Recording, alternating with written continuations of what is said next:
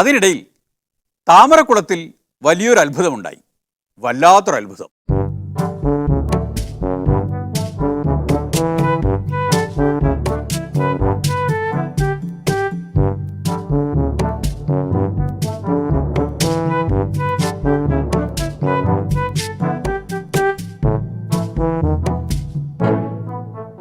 ഇത് നമ്മൾ നേരത്തെ സൂചിപ്പിച്ച BDJS-ഉം അതുപോലെ കേരള കാമരാജ് കോൺഗ്രസും ധീവര ലേബർ പാർട്ടിയും പുറമെ നേരത്തെ തന്നെ NDAയുടെ ഘടകകക്ഷികളായിരുന്നു LJP, PSP, സോഷ്യലിസ്റ്റ് ജനതാദൾ, അതേപോലെ നാഷണലിസ്റ്റ് കേരള കോൺഗ്രസ്.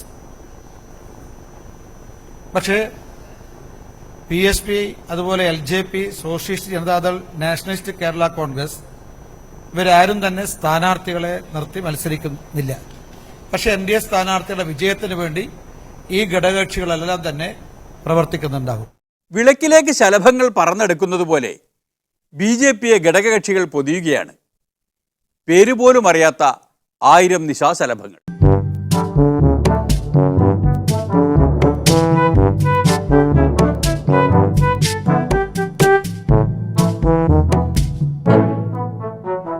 നമ്മുടെ ദേശീയ ജനാധിപത്യ സഖ്യത്തിൽ കേരള കാമരാജ് കോൺഗ്രസ് നമ്മുടെ ഘടകകക്ഷിയായി മാറിയിട്ടുണ്ട്. നിങ്ങൾക്ക് എല്ലാവർക്കും അറിയാം, അതിൻ്റെ സംസ്ഥാന അധ്യക്ഷൻ ശ്രീ വിഷ്ണുപുരം ചന്ദ്രശേഖരൻ നമ്മോടൊപ്പം ഉണ്ട്. അദ്ദേഹം നമ്മൾ സംസാരിക്കും. കേരള കാമരാജ് കോൺഗ്രസ് ഈ പേര് ഇതിനു മുൻപ് കേട്ടതായി ഓർക്കുന്നുണ്ട്. അവിടെ പക്ഷേ വിഷ്ണുപുരം ചന്ദ്രശേഖരനെ കണ്ടതായി ഓർക്കുന്നില്ല.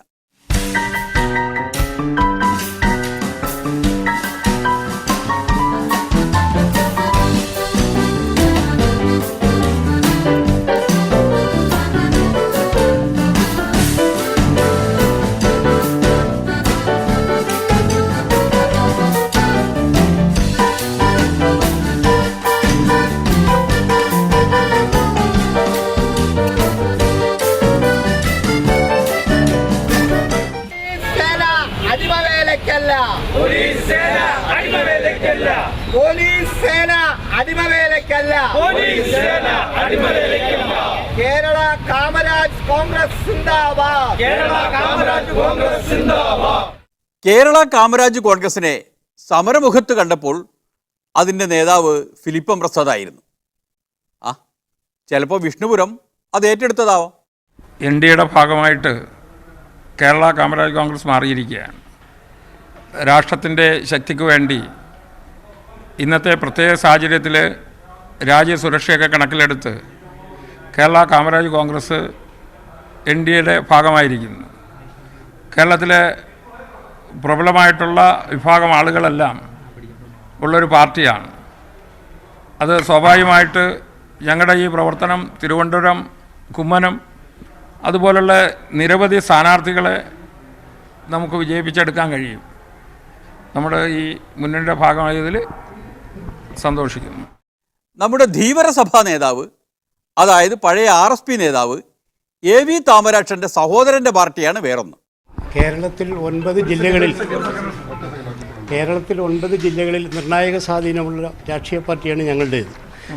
അസംബ്ലി കോൺസ്റ്റിറ്റ്യുവൻസി പറഞ്ഞാൽ 42 അസംബ്ലി കോൺസ്റ്റിറ്റ്യുവൻസിയിൽ നിർണായക സ്വാധീനമുള്ള ഡെമോക്രാറ്റിക് ലേബർ പാർട്ടി ഈ തെരഞ്ഞെടുപ്പിൽ NDAയുടെ മുന്നണിയിൽ ചേരുകയും NDAയ്ക്ക് വേണ്ടി പ്രവർത്തിക്കുകയും ചെയ്യും. ഡെമോക്രാറ്റിക്കായി BJP കാണുന്നില്ല. ധീവര ലേബർ പാർട്ടിയായിട്ടാണ് BJPയുടെ സൂപ്പർ സംസ്ഥാന പ്രസിഡന്റ് PK കൃഷ്ണദാസ് അവതരിപ്പിച്ചത്. സംസ്ഥാന പ്രസിഡന്റ് ഇപ്പോൾ രംഗത്തില്ലല്ലോ. കണ്ടില്ലേ, ഇത്രയൊക്കെ ആയിട്ടും മുന്നണി അങ്ങോട്ട് വളർന്നിട്ടും PS ശ്രീധരൻപിള്ളയെ കാണാനില്ല. അദ്ദേഹം വേറൊരാൾക്ക് ട്യൂഷൻ എടുക്കുകയാണ്.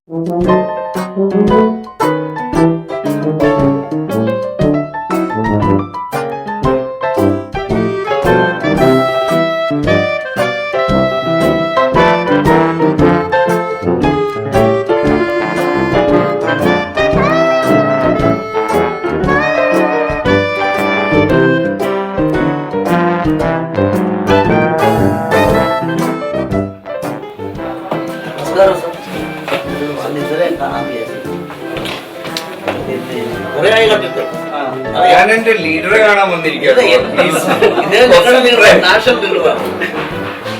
കുറച്ച് പ്രൈവസി തരണം. Thank you. രണ്ട് നല്ല സീറ്റ്, അതാണ് പിള്ള വക്കീലിൻ്റെ ലക്ഷ്യം. ഒന്ന് തനിക്ക് തന്നെ മത്സരിക്കാൻ, രണ്ടാമത്തേത് ടോം വടക്കനും. അതിനുവേണ്ടിയാണ് ഈ കൂടലും പറച്ചിലുമൊക്കെ. എന്റെ സുഹൃത്തെ, കേരളത്തിലെ എല്ലാ പ്രദേശവും നല്ല പ്രദേശങ്ങളാണ്, നല്ല പച്ചപിടിച്ച സ്ഥലമാണ്.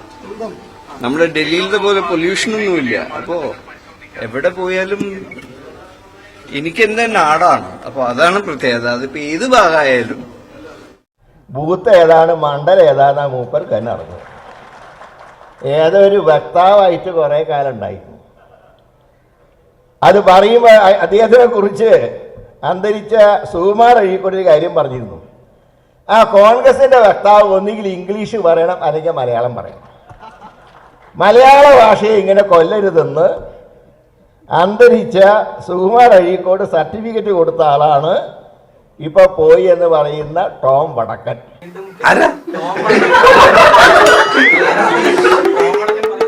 കഷ്ടമുണ്ട് വാസ്തവത്തിൽ. ടോം വടക്കനെ കൂട്ട് ചാടിയാൽ ഉടനെ സ്വീകരിച്ച് സീറ്റ് എറണാകുളത്ത് കൊടുക്കാൻ പോകുന്നു കേട്ടു. ടോം വടക്കൻ എത്രയോ കൊല്ലമായി ആഗ്രഹിച്ച് ഞാനുമായിട്ട് സമീപിച്ച് സംസാരിച്ചിട്ടുള്ള വർഷങ്ങൾക്ക് മുമ്പ് തൃശ്ശൂർ അദ്ദേഹത്തിന് സീറ്റ് കിട്ടാൻ വേണ്ടിയിട്ട്. അവിടെ നിന്ന് സീറ്റ് അദ്ദേഹം എന്ന് ചോദിച്ചിട്ട് എനിക്ക് തോന്നുന്നു 2 ടൈമിന് മുമ്പാണ്.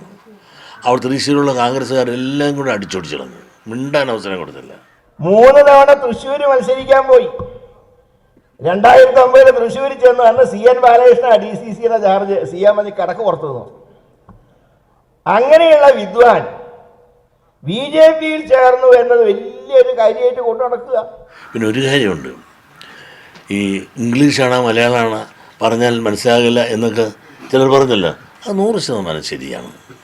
എന്തായിരുന്നു പണ്ട് ആ നമ്മുടെ ആണവ കരാറിൻ്റെയൊക്കെ കാലത്ത് ആ TV-ലത്തെ ഒക്കെ ചർച്ച പറയുന്ന ഇംഗ്ലീഷാണോ മലയാളമാണോ? അന്ന് നികേഷാണല്ലോ ചർച്ച 9 മണിയുടെ വാർത്ത. മിസ്റ്റർ നികേഷ്, ആണവ കരാറിൻ്റെ കാര്യത്തിൽ കോൺഗ്രസ് പാർട്ടിയെ സംബന്ധിച്ചിടത്തോളം ഞങ്ങൾക്ക് വ്യക്തമായ ഒരു ലൈനുണ്ട്. ആ ലൈൻ എന്ന് പറയുന്നത് അവസാനം എല്ലാവരും പറയും ഇയാൾ പറയുന്നത് എന്താണെന്ന് മനസ്സിലാവുന്നില്ല. അങ്ങനെയാണ് വ്യക്താവിൻ്റെ സ്ഥാനത്ത് നിന്ന് ഈ വിദ്വാനെ മാറ്റിയത്. ആരെ മനസ്സിലായില്ല? ആരെ അത് ACCയിൽ ടൈപ്പിസ്റ്റായിട്ട് വന്നതാണ്. ഞങ്ങൾ ചെക്ക് ചെയ്തു. അങ്ങനെ ഒരാളിപ്പോ ACCയുടെ മാധ്യമ വിഭാഗത്തിലില്ല. ഇപ്പൊ ACC സെക്രട്ടറി അല്ല. അയാൾ ഇന്നലെ മിനിഞ്ഞാന്നും കൂടെ പറഞ്ഞിട്ടേ ഉള്ളൂ, മോഡിയെ ദ്രോഹിക്കുന്നവരല്ല, മോഡിയെ എതിർക്കുന്നവരെയൊക്കെ ദ്രോഹിക്കുന്നു എന്ന് പറഞ്ഞ് മറ്റേ ഫേസ്ബുക്കിൽ ഇട്ട ആള് ഇന്നലെ പറയാണ് മറ്റേ കാശ്മീർ ആക്രമണത്തിൽ കോൺഗ്രസിന് രാജ്യസ്നേഹം ഇല്ലാതെ പോയി. എന്തൊരു രാജ്യസ്നേഹ ടോം വടക്കൻ. എനിക്കൊരു എജൻഡയില്ല. എൻ്റെ എജൻഡ ആ സെക്യുലറിസം പ്ലാറ്റ്ഫോം BJPക്ക് കയ്യിലുണ്ട്. ആ നെഗറ്റീവ് തോട്ട്സ് BJPയുടെ എതിരുള്ളത് മാറ്റണം. അതാണ് ലക്ഷ്യം, വചന ശുശ്രൂഷ. പൈശാചിക ശക്തികളെ ഒഴിപ്പിച്ച് വിട്ട് എല്ലാവരെയും BJPയുടെ വഴിയിൽ സ്നാനം ചെയ്യിക്കുക. അതാണ് ബ്രദർ വടക്കൻ്റെ ലക്ഷ്യം. ഹല്ലേലൂയ.